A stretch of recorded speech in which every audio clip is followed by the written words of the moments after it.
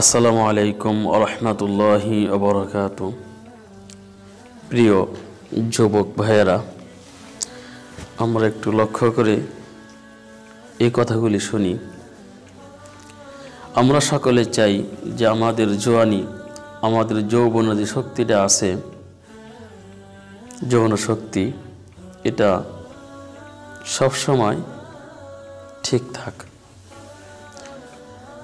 এবং আমরা সকলেই চাই যে আমরা সর্বদাই আমাদের যৌবন টিকে থাকুক।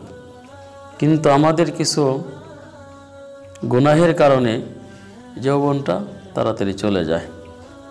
যেমন ধরেন হস্তমৈথুন এবং বেগানা নারীর দিকে তাকানো, অবৈধ মেলামেশা এবং নেশা করা, এসব কারণে নিজেদের শারীরিক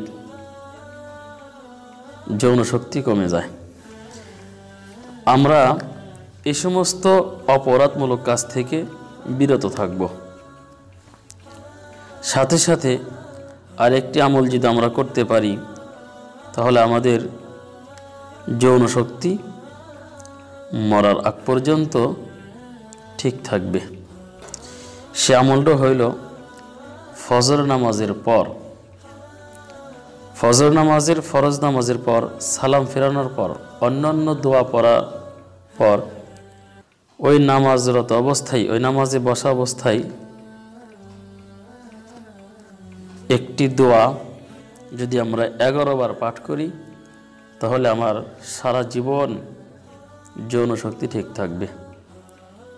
সে দোয়াটা হলো ইয়া মালিকু ইয়া কুদ্দুসু, ইয়া মালিকু ইয়া কুদ্দুস।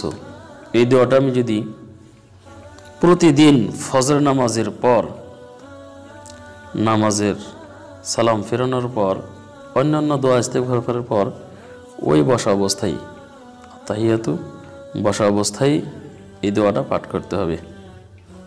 তাহলে আশা করি আমাদের যৌবন শক্তিটা ঠিক থাকবে। আল্লাহ তাআলা আমাদের সকলকে আমল করার তৌফিক দান করুন, আমিন।